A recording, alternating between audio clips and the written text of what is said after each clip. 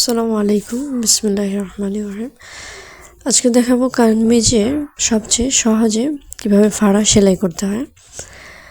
দেখুন, প্রথমে আমি যে জায়গাটা সেলাই করে নিয়েছিলাম সেখান থেকে নিচ বরাবর 1 ইঞ্চি করে বা যতটুকু কাপড় প্রয়োজন ততটুকু ভাঁজ করে নিচ্ছি।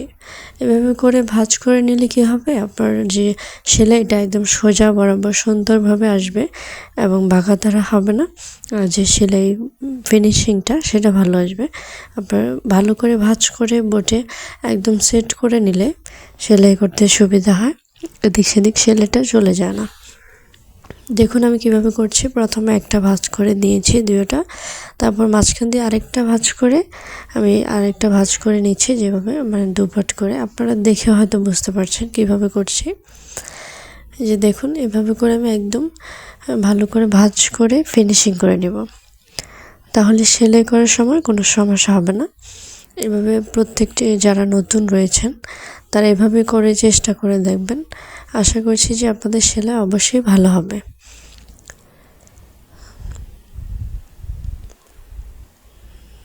এই যে এভাবে আমি কিভাবে ভাঁজ করে নিয়েছি অবশ্যই খেয়াল করেছেন। এখন আমি সেলাই করতে চলে যাব। দেখুন আমি যেভাবে ভাঁজ করেছিলাম, প্রথমে একটা পার্ট এভাবে নিয়ে একটা ভাঁজ দিয়ে আরেকটা ভাঁজ করে নিচ্ছি। যতটুকু আপনারা চিকন বা মোটা যে সেলাইটা বর্ডারটা সেলাই করবেন ততটুকু রেখে তারপরে সেলাই শুরু করবেন।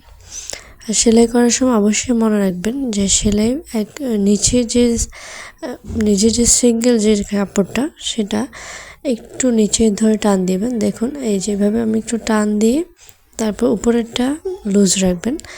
এভাবে করে সেলাই করলে কি হবে, আপনার কখনোই কাপড় বটে আসবে না। নিচের কাপড়টা একটু টান দিয়ে ধরবেন আর উপরের কাপড়টা লুজ রাখবেন। আর সেলাই করার পরে পিছন দিকে মানে এই কাপড়টা দুটা পার্ট ভাঁজ করে 2 হাতে ধরবেন, 1 হাতে না, 2 আঙ্গুল দিয়ে ভাঁজ করে নেবেন। দেখুন এই যে আমি যেভাবে ধরেছি ঠিক ওইভাবে ভাঁজ করে তারপর ধরে রাখলে যে কাপড়ে যে অনেক সময় বটে যায়, সেই টান খেয়ে যায়, এটা হবে না। এটা অবশ্যই খেয়াল রাখবেন। এভাবে 2 আঙ্গুল ধরে তারপরে সামনের দিকে টেনে নেবেন আর পিছনে যে হাতটা থাকবে। এখন আমি যে জয়েন্টটা সেখানে চলে আসছি। দেখুন এখানে 1 ইঞ্চি পরিমাণ উপরে উঠিয়ে তারপর একটু সেলাই করে নেব, তারপর ঘুরিয়ে তারপর দেখুন সুইটা কিন্তু এক জায়গায় থাকবে। সুইটা কাপড়ে আটকে নেবেন, তারপর ঘোরাবেন কাপড়টা। না হলে কিন্তু দেখা যাবে যে আপনার সুতা টান খেয়ে পরে কাপড়ের যে সেলাইটা সেটা ভালো আসবে না। যে দেখুন এখানেও আমি 1 ইঞ্চি করে বটে নিচ্ছি। এই জায়গাটার মধ্যে একটু কাপড়টা উপরের দিকে উঠিয়ে নেবেন, যে উপরের কাপড়টা একটু উপরের দিকে উঠালে আর নিচের দিকে যে আপনার অনেক সময় কাপড় বটে যায়, টান খেয়ে যায়, সেটা হবে না। তারপর আমি ভাঁজ করে আবার ঘুরিয়ে দেখুন কিভাবে সেলাই করছে। এটা মনোযোগ দিয়ে দেখলে অবশ্যই বুঝতে পারবেন।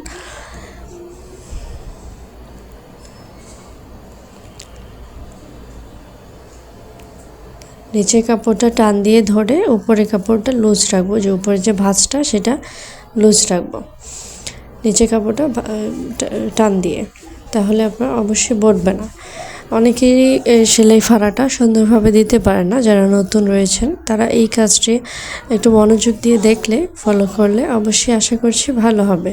তবে এছাড়াও অনেকগুলো সিস্টেম রয়েছে ফাড়া সেলাই করার জন্য। তবে আমি মনে করি যে এটা একটু নর্মালের ভিতরে এটা খুব ইজি, মানে খুব সহজে করে ফেলা যায়।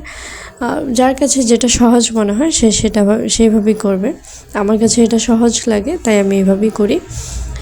দেখুন আমার এক পাশে সেলাই করা শেষ, এরপর আমি অপর সাইডে যে চাপ সেলাইটা সেটা দিয়ে নেব।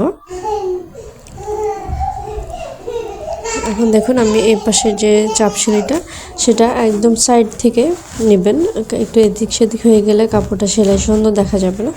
এটাও কীভাবে সেলাই করে নিয়েছি দেখুন, আমার ফাড়া সেলাই করা শেষ।